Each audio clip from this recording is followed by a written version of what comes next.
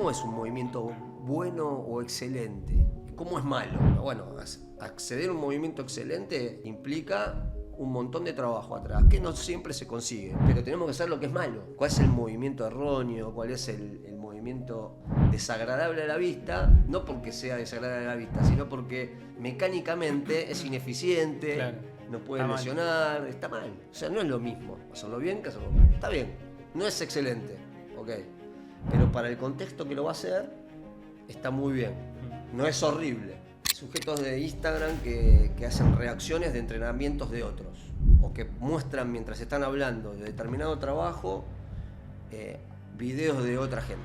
Mostrame un video tuyo, de tus atletas, haciendo un proceso.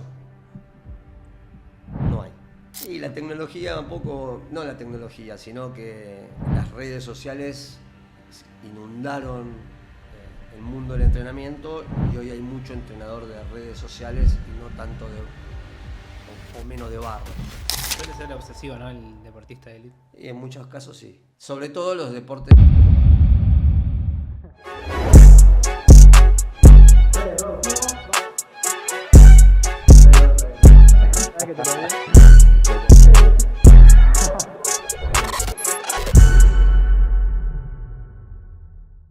Pablo, bienvenido.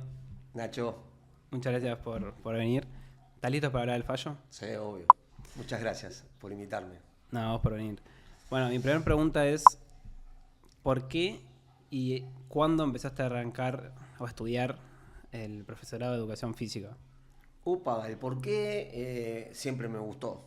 Tenía en el colegio, no sé si debe haber pasado muchos, tuvimos profes que te inspiran, bueno. Sí. Siempre me gustó la actividad física, de chiquito me apasionaba la gimnasia, veía no sé, los Juegos Olímpicos a Nadia Comaneci, Claro. y hacíamos cosas de gimnasia en el patio de casa. Bueno, todas esas cosas nos fueron marcando y teniendo buenos profesores, me acuerdo del ruso Musinski, que fue el profesor que tuve en la primaria, que nos daba en esa época destrezas, se le llamaba. Y bueno, esas cosas siempre me gustaron. Y después, bueno, ya en el secundario tenía decidido que quería ser profe. Y en la zona donde yo vivo, en Avellaneda, primero estaba el profesorado de educación física, se dictaba en distintos lugares, no tenía una sede fija, estaba en Racing, en la UTN y más. Después terminó siendo ahí en Villa Domínico, donde está la UTN, ahora tienen edificio propio, así que lo hice ahí. Cuando el año, ya ni me acuerdo, creo que en el 90, 91 Sí. empecé. ¿Qué edad más o menos? Y tenía 19 años, sí. O sea, 18 años cuando terminé el secundario, 18 años, ahí entrené en Independiente porque en Independiente se hacía un curso, no era un curso, era un programa de entrenamiento para ingresar al profesorado. Claro. En esa época había que entrenarse para ingresar al profesorado, era bastante más exigente, había pocas plazas, el examen era bastante riguroso y no te podías quedar afuera. Entonces había dos lugares en la zona, Sí. el Club Independiente y el Club Mitre, estaba Jimmy, el profesor, y nosotros teníamos a Néstor Durán, había en medio como una competencia, te preparaba para ingresar. Entonces empezamos a principio de año, mayo, ponele, abril, mayo se empezaba el entrenamiento, hasta que se daba el examen de ingreso por noviembre, más o menos por esta época. Así que te preparás de lunes a sábado, 3 horas por día. No anda. Sí. Ahí es donde recibí el primer entrenamiento sistemático, porque en esa época yo me iba a hacer un poquito de fierros, iba muy, Claro. todo demasiado lúdico, pero ahí por primera vez recibí un entrenamiento sistemático. Aprendí de todo: atletismo, levantamiento de pesas, natación, gimnasia artística, handball, básquet, todo lo que se veía en el profesorado lo aprendí ahí. O sea que prácticamente, y la base atlética que nos dio, prácticamente no tenía que entrenar demasiado luego para las pruebas que teníamos que hacer en el profesorado. Claro, Dentro de la experiencia y todo. La experiencia y todo. Los procesos metodológicos, porque Néstor como profe era un capo y demás. Así que sí, fue ahí, 18 años tendría, 19 ya habría empezado el profesorado. O sea, tipo 18, a esa edad más o menos, a los Sí. 18, 19, ya sabías que querías dedicarte Sí, más sí, toda tu vida. sí, en ese sentido. sí. Es como loco porque veo muchos, capaz adolescentes que tienen esa edad y no saben qué quieren hacer. Y vos como que ya Sí, naciste ya para eso. lo tenía marcado. Es difícil tener Una idea, pasión. una pasión de tan chico. En eso me siento bendecido porque si no, andar pululando por distintas carreras. También me gustaba mucho la medicina. Es algo que también es como si fuese una asignatura pendiente, siempre me gustó. Pero la adquirí de otros lados, ¿no? La fisiología, el tema de la prevención o rehabilitación de lesiones o cosas que tengan que ver con metabolismo. Es como que lo fui aprendiendo. Quise hacer el curso de ingreso, en algún momento estaba el CPI, que era un curso de ingreso a medicina aparte del CBC. Lo hice, pero sí, siempre me gustó la educación física y bueno, seguí por esa rama. Vos decías que en ese momento era más exigente entrar y todo. ¿Cómo considerás que ahora es, no sé, por ejemplo, está la educación, por lo menos educación física en Argentina? Bueno, ya lo dije en algún otro momento, en algún otro podcast, pero ahora voy a hablar por lo que me cuentan, porque no estoy ligado a la educación física desde la parte formal dentro del profesorado, sino por lo que me cuentan alumnos que recibo ya después como profe de la licenciatura o lo que te van contando, que obviamente que no es igual el ingreso, por lo general, y depende mucho de los distintos profesorados, ¿no? Tenés profesorados que son privados, algunos Claro. que son provinciales, otros que son más del ámbito de la ciudad de Buenos Aires. Creo que va cambiando de acuerdo al programa el nivel de dificultad. De lo que yo conozco, el nivel de dificultad es bastante bajo, o sea que se hizo un poquito más accesible y amplia las posibilidades de ingresar, lo cual no me parece mal.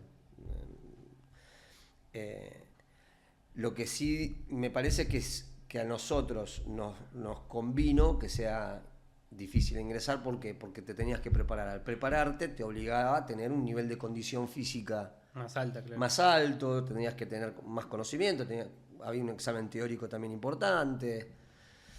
Y eso te obliga, al tener que obligar te tenés que preparar, como todos los que se tenían que preparar para ingresar, no sé, a medicina o ingeniería, para hacer un CBC o para lo que fuere. Cuando estás flojo en algo te tenés que preparar. Y en la educación física, de alguna manera, nos obligaba a eso. Y eso te hace aprender también. Entonces, me parece que en nuestras camadas, si bien despotricábamos un poco, a nosotros y a mí, por mi experiencia, me ayudó un montón. Ahora lo veo más flojo eso. Pero también es más flojo la exigencia de las materias físicas o prácticas dentro del profesorado. Claro. Nosotros teníamos profesores muy exigentes en los deportes que aprendimos en natación, en atletismo, en gimnasia deportiva, que eran los cucos, ¿no? del profesorado. Creo que ahora esa formación es más laxa porque se fue más hacia el campo de lo escolar. La técnica dejó o cedió terreno de alguna manera, medio que en algún momento, no sé tanto ahora, pero unos años atrás era como mala palabra, ¿no? Esto que enseñar técnicas en el colegio no está bien, Sí.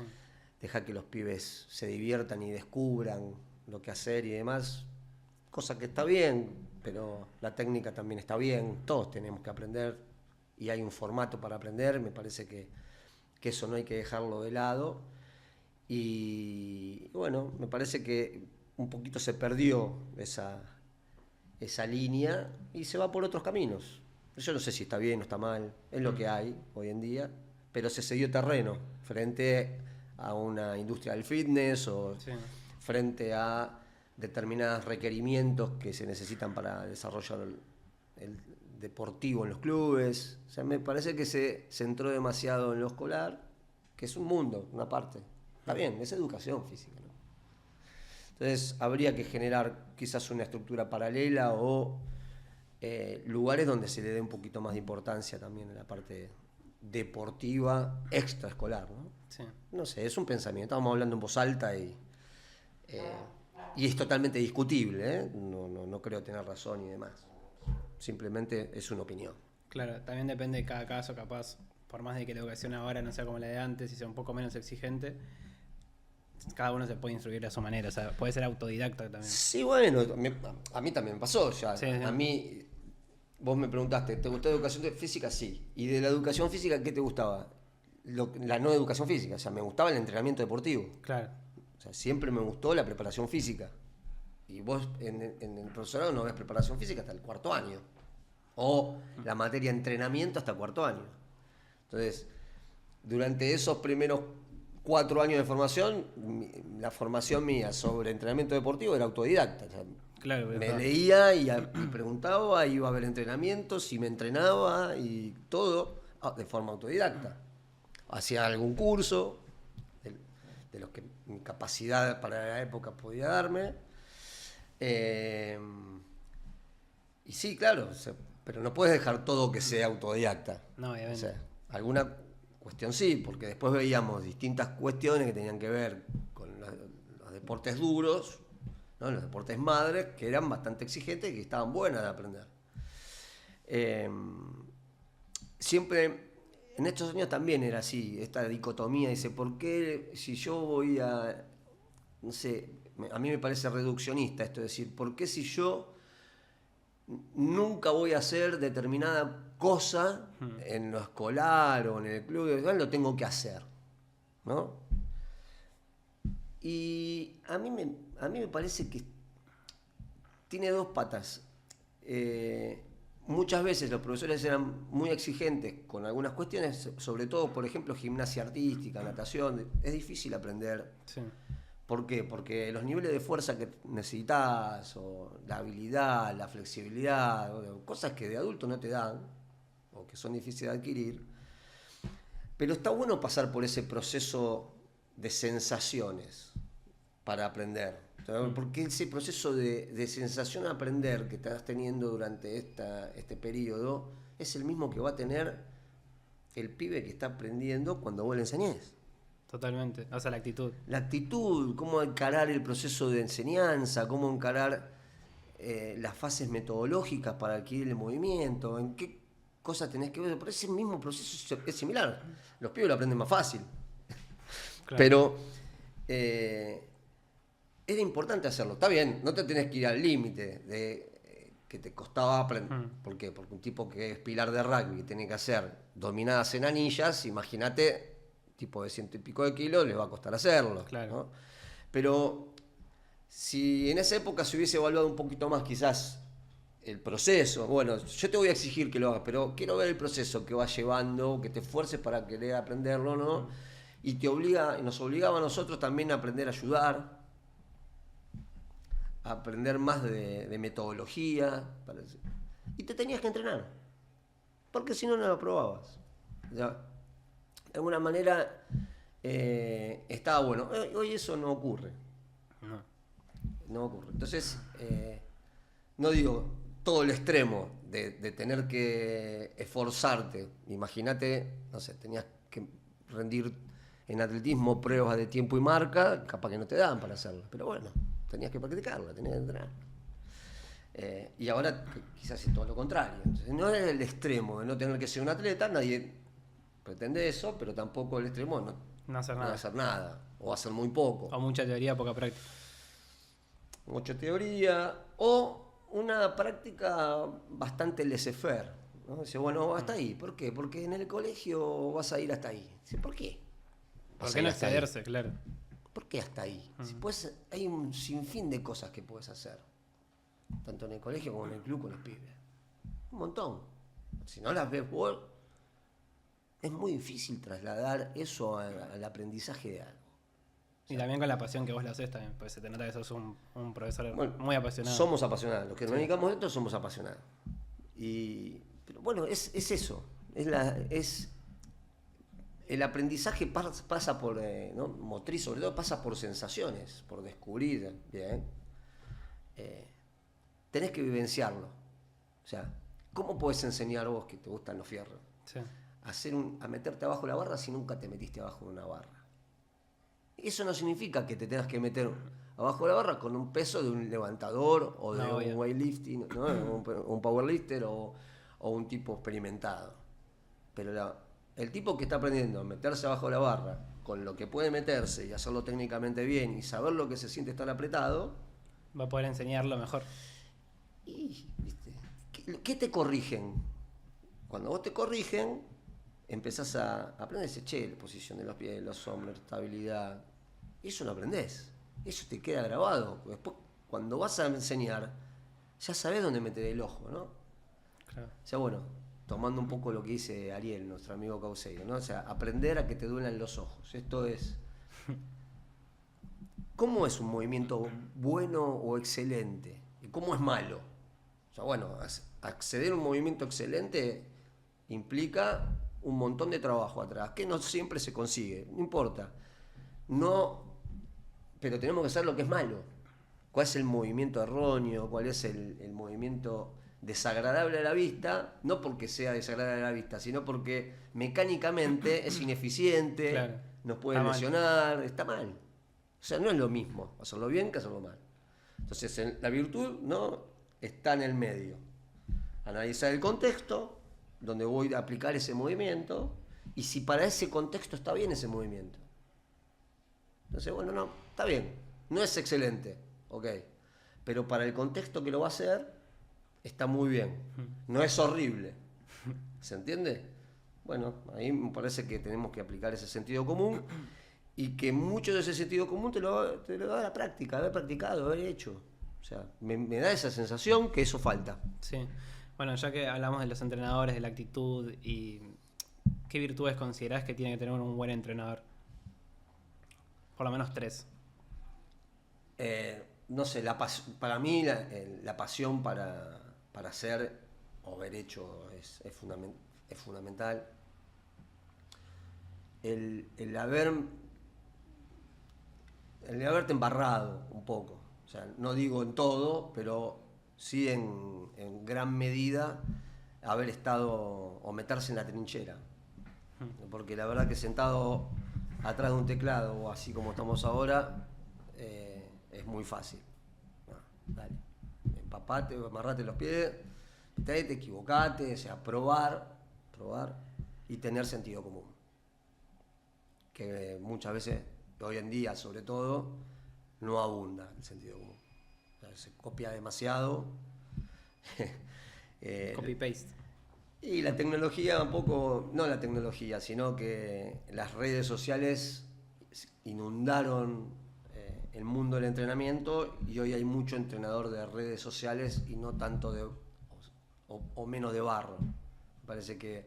O sea, te referís que falta un poco más de práctica y mucha teoría. Y yo creo que para poder enfrentarte y tener seguridad de lo que decís y lo que decís funciona y que tenés que tener la expertise que te da el probar, el indagar, el ser curioso, ¿no?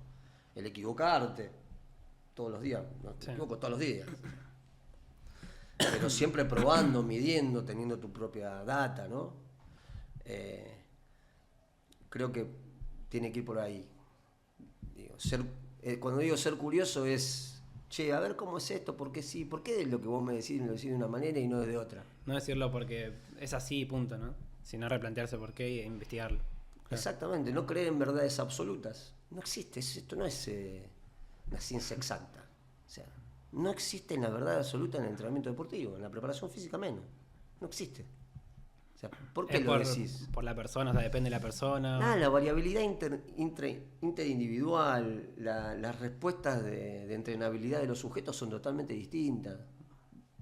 Vos y yo vamos al gimnasio, hacemos el mismo protocolo de laburo y vos te pones así y yo tardo 3 veces más para que me crezcan los bíceps. ¿Por qué? Bueno, hay respuestas parciales a eso. Sí. Entonces, nosotros es como que nos construimos dentro del entrenamiento deportivo, y abro el paréntesis del entrenamiento deportivo, la preparación física con verdades absolutas. No, para hacer determinado trabajo tenés que tener determinada fuerza relativa. Claro. Entonces, si no tenés más de 2 veces el peso del cuerpo, no podés saltar. Ah, pelota. Pero tengo un jugador que te salta 80 centímetros en una balacop y no se puede cargar eso arriba de la espalda. Y entonces, No es exacto, claro. ¿cómo hace para saltar? ¿Por qué salta así? O sea, hay otras cualidades que tiene ese sujeto que lo hacen saltarse. He tenido pibes que nunca habían hecho pesa en su vida y tenían un salto vertical enorme. Y bueno, es un sistema neuromuscular envidiable, ¿no? Sí. Fibra rápida, reclutan. Entonces, siempre nos formamos con ese tipo de dogmas que se van trasladando. ¿Y por qué se trasladan? A unos no se lo replantean, claro. Replételo, ¿por qué es así? Entonces, a mí me gusta ir para atrás. Bueno, a ver, ¿de dónde sale esto? O sea, ¿por qué sale este dogma así que se traslada? Siempre trato de ir a bucearlo y a buscarlo en la historia, de cómo surgen los métodos, que me apasiona eso. No siempre es fácil. Y hasta que algunas veces las encontrás, y dices, mira de dónde viene. Entonces, dale. No es tan así. Entonces, a eso me refiero, ¿no? Con ser curioso. Dale, presten atención y cuestionen, ¿no? Cuestionen a todos. Para mí nadie tiene la razón acá. Sí, obviamente, presten mucha atención a los tipos que están atrás de la trinchera, sobre todo en muchos atletas o que tienen resultados que los respaldan por los años de trayectoria, por lo que estudian y demás. Obviamente hay que prestar atención y no irse para el otro lado. El lado del consumidor serial de paper, donde si no pasa por lo que dice las ciencias del deporte, bueno, no lo podemos aplicar. Dice, no. Muchas veces la ciencia está relegada o va detrás de lo que sujetos aplican en la práctica. Los grandes entrenadores son innovadores. La verdad. O sea, se adelantaron a la ciencia. La ciencia después va y trata de explicar lo que hicieron ellos. Verkhoyanski, ¿no? Por ejemplo. O en su momento Picala, cuando aplican por primera vez algo parecido a lo que es el interval training. O entrenador de Zatopek cuando utiliza intervalos de 400 metros para desarrollar a su atleta, ¿no? Más tarde viene la fisiología a explicar qué es lo que ocurría con ese tipo de trabajos. Hasta ese momento no se sabía. Entonces, me parece que los grandes hitos de la preparación física vienen de tipos inquietos que fueron probando, tratando de resolver problemas que le acontecían. Muchas de las cuestiones que plantea Verkhoyanski, que hoy en día nosotros usamos, vienen de problemas que él tenía en la preparación, de su prueba y error, claro. Es así. Y nosotros no nos permitimos eso. Porque si no lo dice tal, o si no está escrito en determinado journal, bueno, no, hay que usar sentido común, ¿no?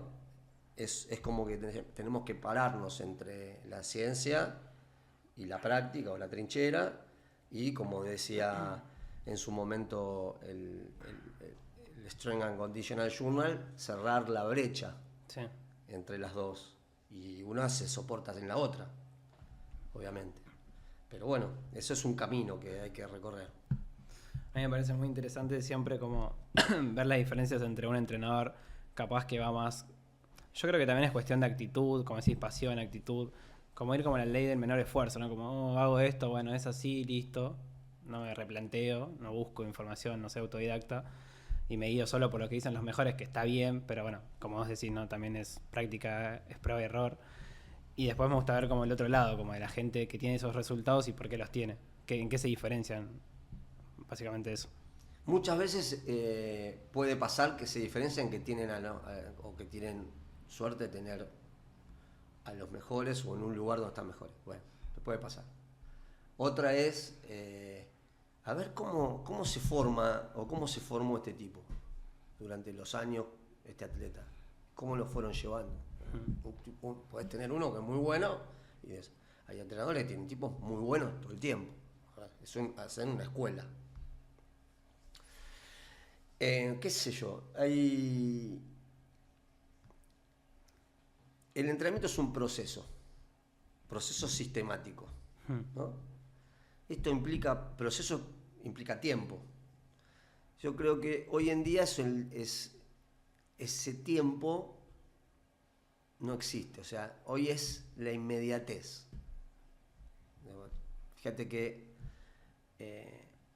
¿por qué el TikTok o el Instagram tiene tanta repercusión o tanto éxito? Y los videos son, o qué te dice el community manager, ¿no? Dice, che, los videos no tienen que ser de más de tanto tiempo porque si no... Ya la mente se aburre. Se aburre. ¿Cómo se aburre? Y bueno, en mi cabeza no cabe, porque mis clases siempre son largas y, claro, pedagógicamente es un desastre. No puedo entender cómo se aburre. Es que la retención disminuyó. Claro, disminuyó porque estás todo el día así. Scroll. Entonces, ¿qué pasa? Te llamó la atención haciendo un ejercicio raro y eso es producto de la inmediatez. Vemos sujetos que hacen sujetos de Instagram que hacen reacciones de entrenamientos de otros o que muestran mientras están hablando de determinado trabajo videos de otra gente. Mostrame un video tuyo, de tus atletas, haciendo un proceso. Claro. No hay. No, todo es criticando al otro. ¿Qué hace el otro? O mostrando lo que se debe hacer, mostrando a un atleta que es bueno. Sí. ¿Está bien? ¿Cómo hizo ese atleta para llegar ahí? Mostrame tu proceso. Se enfoca más en el resultado. Claro. O te hago. Es muy fácil. Agarro a mi mejor jugador de vóley, al mejor en algo. No sé, el que más salta para hacer video de salto. Es fácil eso. Sí. Oh, mirá qué bueno que es Pablo Arión, cómo hace que salta ese pibe. No, ese pibe salta porque es así. ¿Se entiende? Sí. Tiene esa característica. Es el que más salta acá. Es envidiable, es riquísimo tenerlo.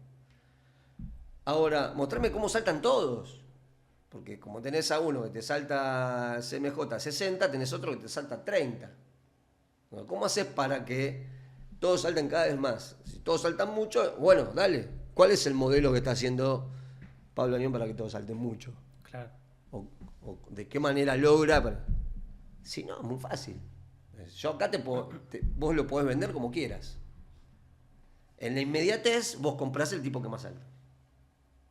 No comprás el proceso, porque para el proceso tenés que sentar, tenés que analizar, tenés el ensayo y error, vas para atrás, retrocedés, porque los resultados no son siempre positivos y que te va bien siempre. O sea, el rendimiento es un serrucho. Entonces, pienso,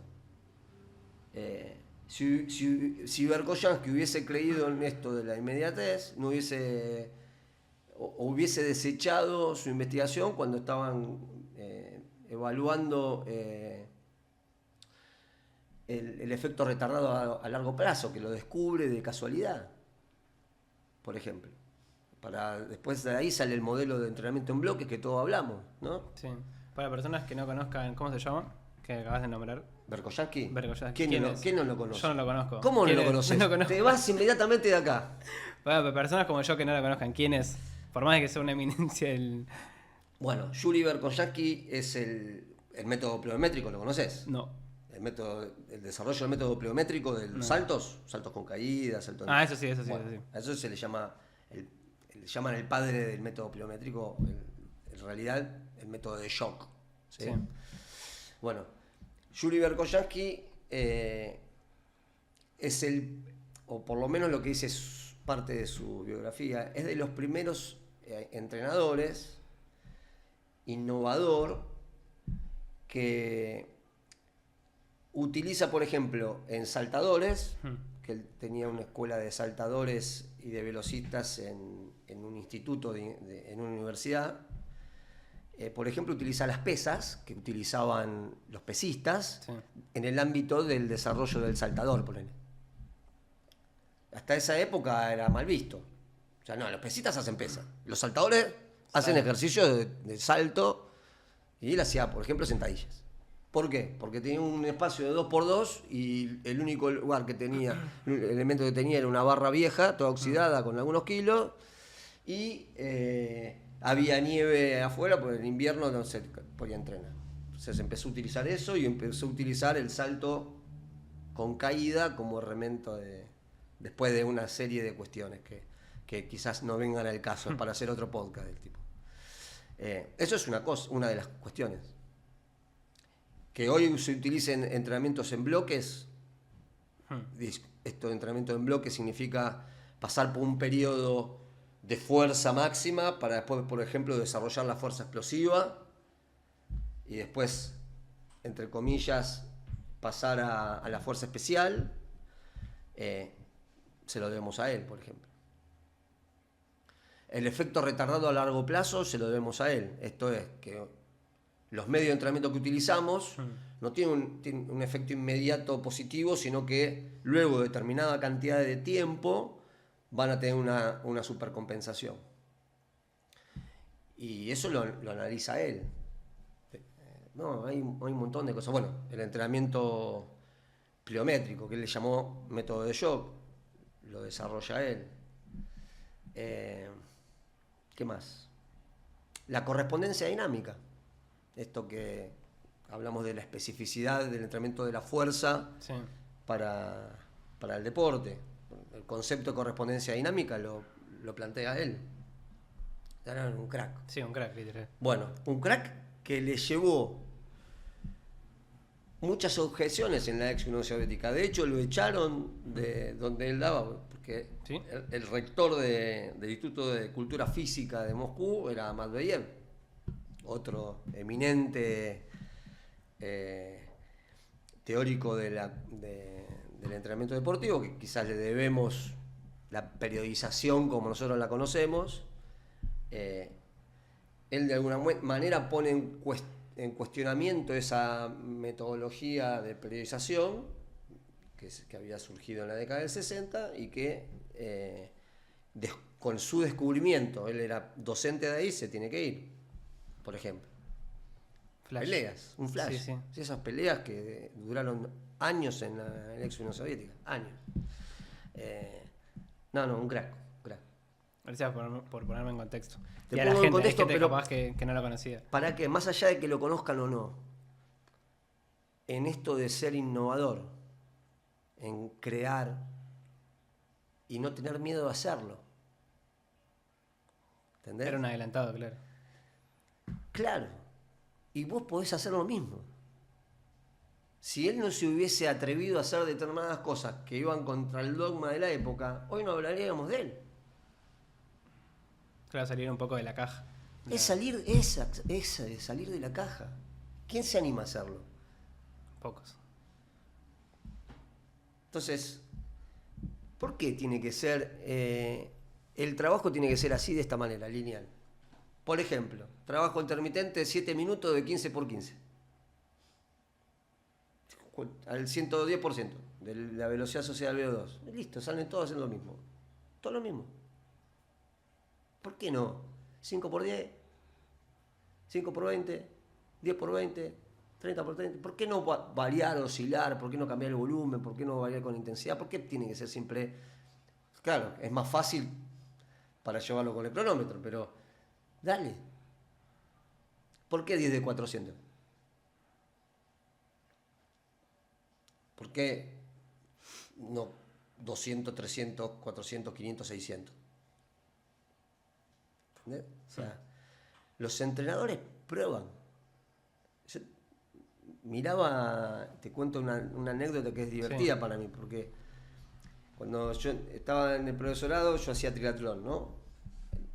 Los primeros años, y iban a dar al Club Independiente. En el Club Independiente estaba el entrenador del Club Independiente de Natación, el Colorado Santiago, una eminencia de la natación Mm. de los años, ha tenido nadadores olímpicos y demás, fue entrenador de selección, y yo pasaba horas mirándolo entrenando a sus deportistas. Cómo los llevaba, cómo caminaba al lado, le levantaba el codo, los tiempos, cosas. El chabón anotaba todo en unos cuadernitos Mm. Rivadavia, de tapa Mm. dura, que son los que usábamos Sí, en sí, el sí. colegio, no sé si siguen existiendo, Sí, sí. y tenía, cuando se determinaba, los pegaba. O sea, y terminaba haciendo unos mamotretas así. Entonces le pedía permiso y me dejaba ver los entrenamientos que hacía, ¿no? Entonces, yo con la estructura cuadrada, este trabajo es para desarrollar VO2, este para desarrollar capacidad o potencia láctica, este para desarrollar sistema TPPC, este para umbral, ¿no? Y bueno, y veías y decís, ¿y acá qué quiso? ¿Qué habrá querido hacer? Y este otro, y acá, y acá, es indescifrable. Los tipos de buen nivel tienen que hacer cosas distintas para salir de... ¿Por qué? Porque tienen un grupo de mamíferos que se adaptan a cualquier cosa y que tienen que responder cada vez diferente. ¿Cómo haces para que progrese alguien a mejorar su marca si haces siempre lo mismo? En algún momento algo distinto tenés que hacer. Totalmente. ¿Entendés? Una cosa entonces es aprender los métodos, son de una manera, y después en la aplicación hay arte. Bueno, los papers nos enseñan que pasan estas cosas. Ok, dale. Y en el campo pasan estas otras. Bueno, dale, empezás a probar. Bueno, hago esto y respondo. No hago esto, no. Cambio, le pongo otra cosa. Bueno, hay una forma de hacerlo bien. Y después hay que innovar. Los métodos surgen así, por innovación. La tecnología surge por innovación. ¿No? ¿Qué sé yo? Nosotros no estamos exentos de eso. Me parece que falta un poco más de eso. Un poco más de eso. Sí. Ahora, la creatividad está pasando por a ver quién hace ejercicios más raros. Y ahí está la cagada. Perdón la palabra. Mal lesidos. ¿Sí? ¿Por qué? Porque el ejercicio es el último eslabón de todo. Es lo último que hay. O sea, es como si hablamos la vez pasada con Jero o con mismo Ariel. Sí. Hay una sobrecultura del ejercicio, como si fuese lo más importante de todo, y no es lo más importante de todo. No es lo más. El ejercicio, ¿no? Como medio de entrenamiento, el ejercicio. Mm. Entonces, hay un montón de cosas más importantes que el ejercicio, hasta llegar al ejercicio. ¿Sí? Entonces, dentro de la cultura de la inmediatez y lo innovador y lo querer parecer en las redes, hago algo ya recontra hecho 1000 veces, pero le cambio dónde pongo la cosa colgando, dónde... Ah. Me parece que para mí está sobrevalorado eso. Y se pone el foco donde no se pone, o se debería poner, que es lo más importante, que son las bases. Bueno, cambiando un poquito de tema, vos preparaste a la selección femenina de vóley. Uh-huh. ¿Cómo fue esa experiencia? Ah, buenísima. Fueron varios años de una experiencia impresionante. Impresionante porque tenés la suerte de preparar un equipo que se entrena. Hoy en día no estoy, pero se sigue entrenando de forma envidiable. La entrega que tienen esas pibas son impresionantes. Y lo bueno de poder haber preparado con, no sé, premundiales, 2 mundiales, Juegos Panamericanos, pre-Panamericanos, Juegos Panamericanos, Juegos Olímpicos, es increíble. Es el tope Claro. de lo que puedes acceder de deportes de equipo, ¿no? Obviamente, y de disciplina de tipo olímpico. La verdad que fue muy rico el aprendizaje permanente.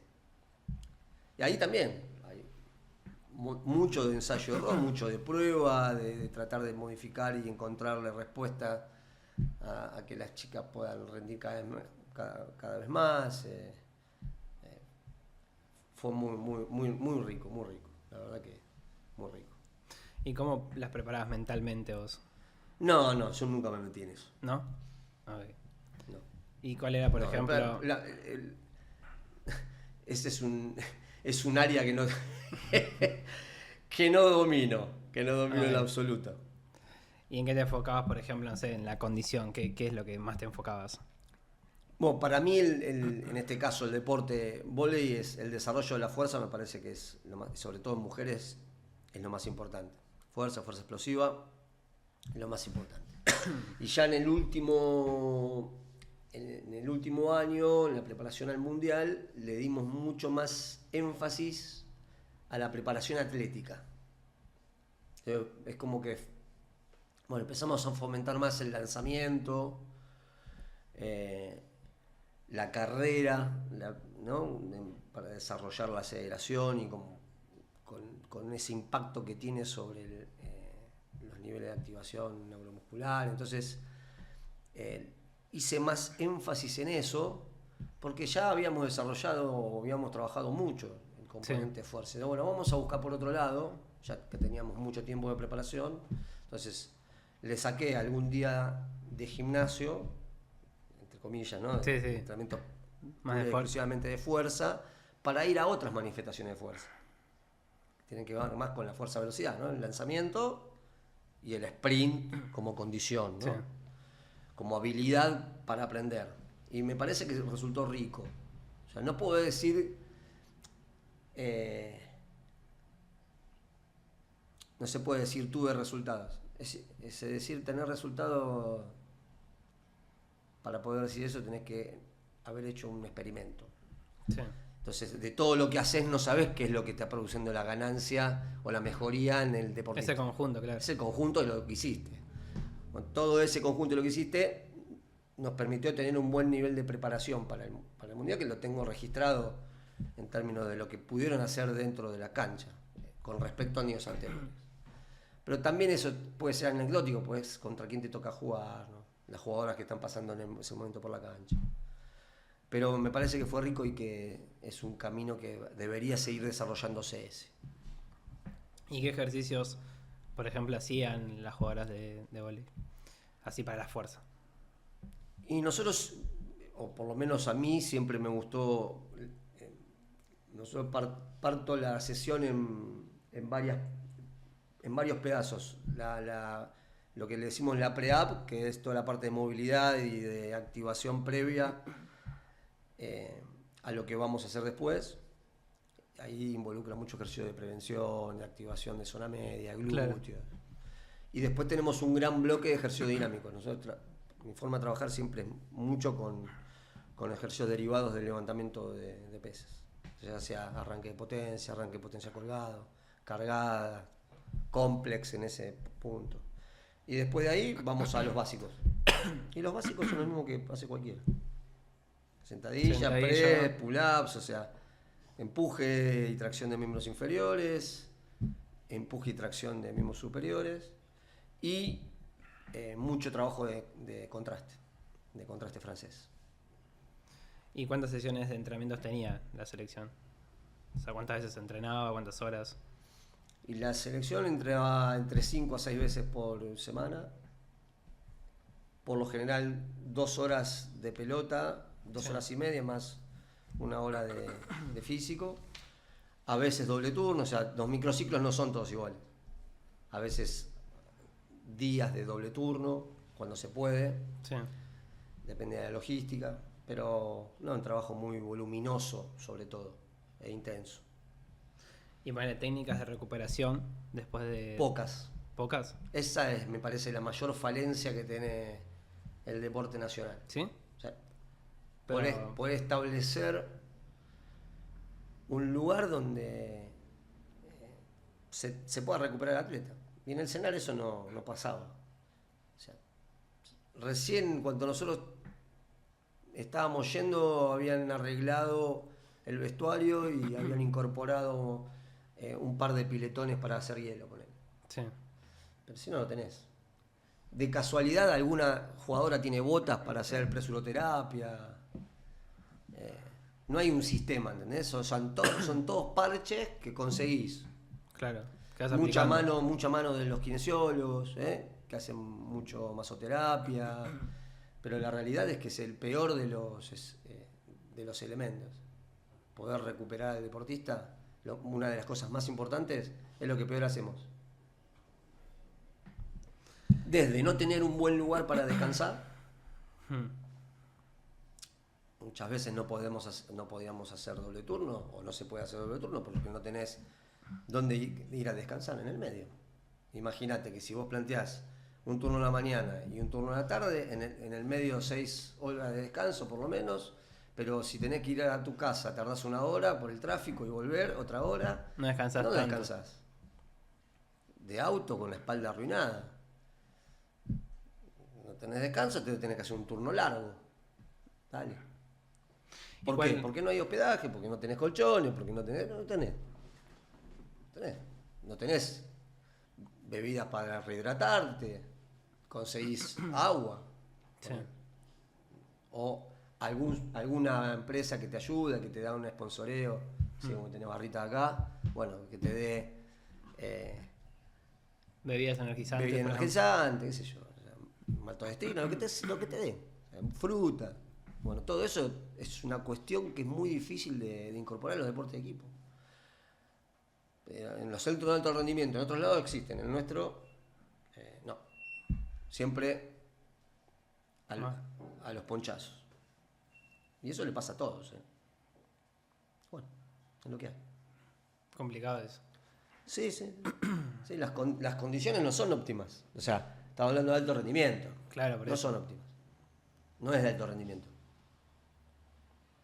Desde la comida, que vas al comedor, Sí. desde el desayuno que te dan, la merienda, la cena. ¿Cómo era esa alimentación que tenían las jugadoras? No. Es variado, pero no es con lo que debería ser. No es lo que debería ser. Pero bueno, es lo que hay. Es lo que hay. ¿Y cuáles eran esas lesiones más habituales que hay en el vóley, por ejemplo? Bueno, en el vóley sufre mucho el hombro y sufre mucho las rodillas. Por los saltos, ¿no? Sí. La lesión más frecuente quizás es la lesión. Primero, el número 1, la lesión de tobillo, los esguinces de tobillo, siempre se cae mal y se suele pisar a un rival o a un compañero, se cae mucho en una pierna y eso hace que se sufra mucho esguince. La tendinopatía o toda patología de rodillas, tendón rotuliano, del cuádriceps, es muy frecuente y ya a temprana edad. Y después el hombro, ¿no? Que es muy vulnerable, sobre todo aquellos hombros que están inestables. Que en mi caso pudimos controlar bastante junto con los kines, los dolores de hombro.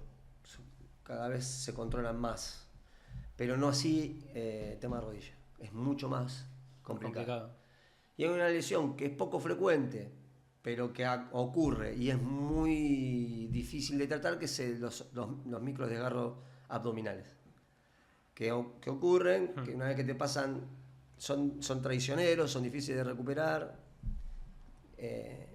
y que ocurren y te molestan, te dejan sin entrenar un periodo y que después te dejan con dudas para volver a la cancha, ¿viste?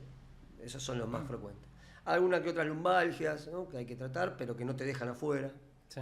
Pero básicamente esas son las lesiones más comunes. Y estas lesiones suelen pasar en partidos, ¿no? No, Entrenando. entrenamiento. Entrenando también. En todos. En ambas partes. Sí. Son no traumáticas, ¿no? Sí. Se van dando más que nada por efecto acumulativo. De llevarla al alto rendimiento, claro. Sí. Calculá que, no sé, en promedio, vamos a hablar de rangos, entre 80 y 150 saltos por entrenamiento tenés. Es bastante. Es un montón. Tiene lógica, pero aparte de promedio, o sea, mientras más le haces, es más probable también. Sí, vos calculás, ¿no? Eso, 5 veces por semana, ¿no? Sí. Más los partidos, se hace muy difícil para que los jugadores no tengan o no pasen por procesos de inflamación. Es muy difícil. Bueno, yo considero que el equipo es sumamente importante. ¿Cómo era esa motivación que tenían de manera grupal? ¿Cómo se motivaban entre ellas, por ejemplo? O vos a ellas. Yo, la verdad que no sé esto, no lo sé. Si vos estás en una selección nacional o un equipo como me toca a mí ahora en la ciudad, que tenés que jugar un mundial o que vas a prepararte para... Esa es la motivación. Claro, literal. Si vos estás en un plantel de esas características y no estás motivado, andá a hacer otra cosa. Totalmente. No, tenés que hacer algo extra para motivar, no te entreno. Estamos mal. Claro, andá a hacer dedicate a otra cosa. Si un atleta se motiva, lo que lo motiva es el espíritu por querer ganar, ¿no? Por alcanzar el objetivo. Eso te motiva. Después, bueno, hay procesos, hay momentos donde capaz que hay bajones. Sí, bajones y todo. Y bueno, hay que hacer actividades para tratar de levantar la cosa. No es lo mismo un equipo que gane que un equipo que pierde. Cuando los equipos pierden, quizás estas son cosas más de entrenador, pero los equipos que pierden les cuesta más, ¿no? El día a día. Entonces ahí tenés que remar un poco más. ¿Por qué? Porque hay más tensiones, porque hay frustración, obviamente. Ahí está la mano del entrenador que tiene la palabra justa, o muchas veces hay psicólogos deportivos que ayudan y que están formando parte de los cuerpos técnicos. Nosotros no lo teníamos. No lo tenemos en el club, en las selecciones en el momento no la teníamos. Creo que ahora sí lo incorporaron, cosa que me parece que está bueno, pero bueno, son temas que no son fáciles de resolver. Ahora, en términos de motivación, si no te motiva el objetivo que tenés como deportista, estás al horno. Ese es sí, totalmente, tenés toda la razón. Toda la razón.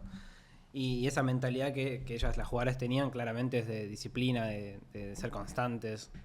O sea, mi pregunta es, ¿qué diferencia tiene capaz un atleta de alto rendimiento a una persona que va a entrenar por salud o tiene una mentalidad un poco más... No, las cosas que se bancan no te puedes imaginar. El deportista argentino, en este caso el de elite o el que representa el país, o los otros que se dedican al deporte, en el formato que sea, hace un esfuerzo inconmensurable. O sea, hay que sacarse el sombrero. Sí. Porque son más las adversidades, ¿no? Sí. Y con las que tiene que luchar y enfrentarse que los pros, ¿no? No siempre las cosas son colorosas, sí.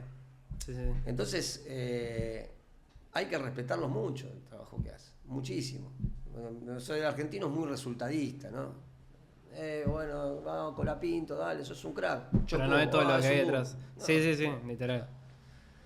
Le pasa a todos. Llegar a donde llegan, representar al país, ir a competir contra potencias. La inferioridad de condiciones en todo sentido, la infraestructura, la logística, es muy grosso.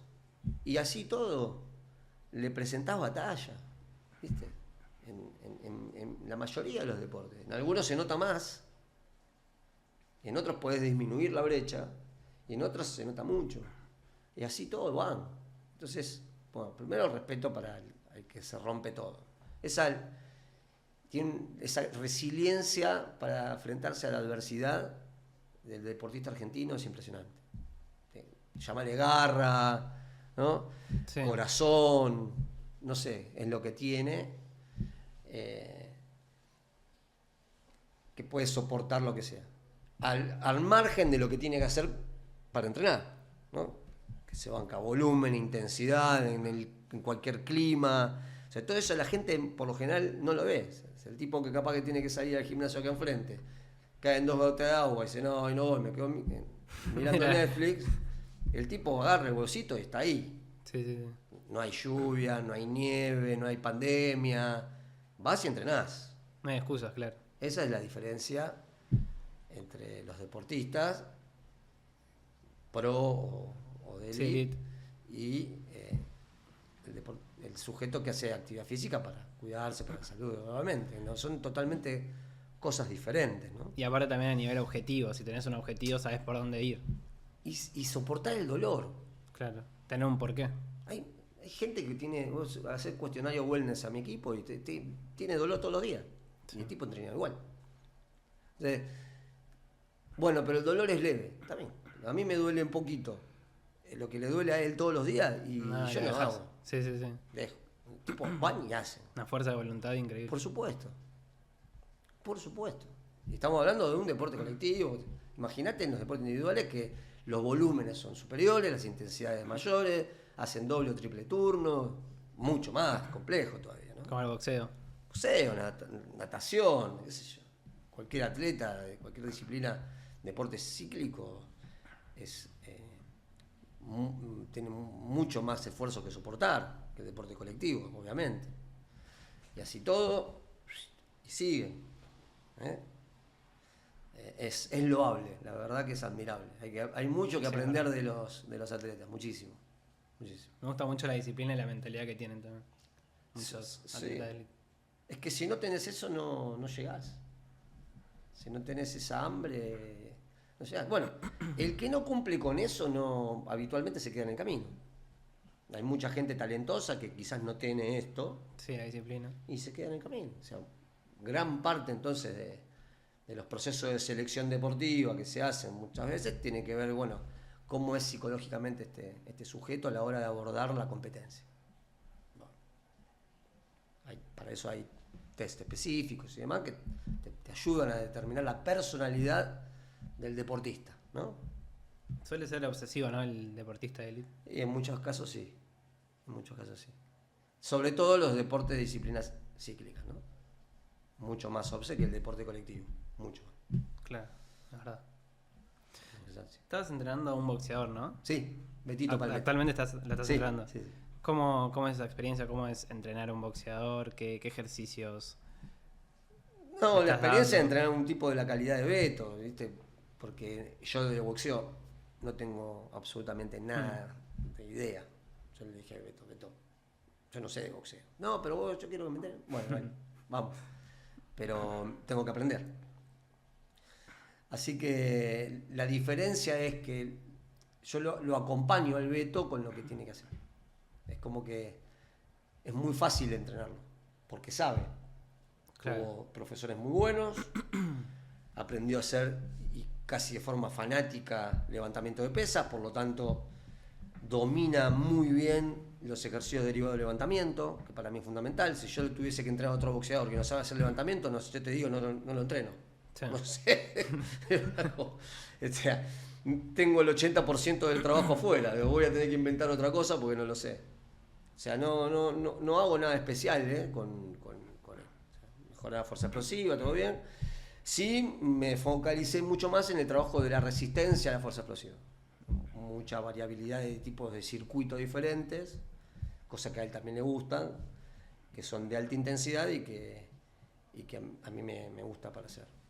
Porque a donde más le voy, que voy hacia lo metabólico del deporte, ¿no? Sí. A cumplir con esos 10 o 12 rounds de 3 minutos por uno de pausa. O sea, trabajamos mucho sobre esa dinámica, ¿sí? Pero después los trabajos de fuerza son los habituales. Mucha fuerza explosiva, salto, lanzamiento, levantamiento. Pero básico, no hay, para mí no hay en ese caso grandes diferencias.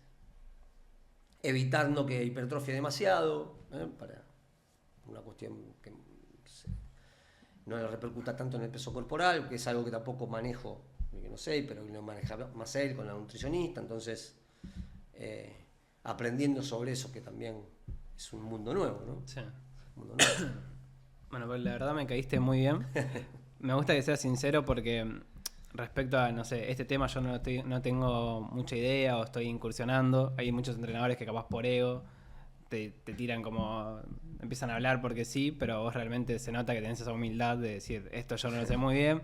Obviamente sos un entrenador muy experimentado, o sea, sos un crack. Así que gracias por venir. Y tenemos un regalito para vos de parte de don Ignacio, distribuidora, que son estas barritas. Muchas Así que, gracias, querido. Después te vamos a mandar otras barritas también proteicas, como Intera, Muecas, Iron Bar. Dale, que le voy a dar a los chicos. Así que gracias por venir. Muchas gracias por la invitación. Fue muy agradable conversar con vos. Perdón por el monólogo. Porque Tranqui, tranqui. Así que bueno, espero que en otra oportunidad, si querés hablar de otros temas, estemos. Genial.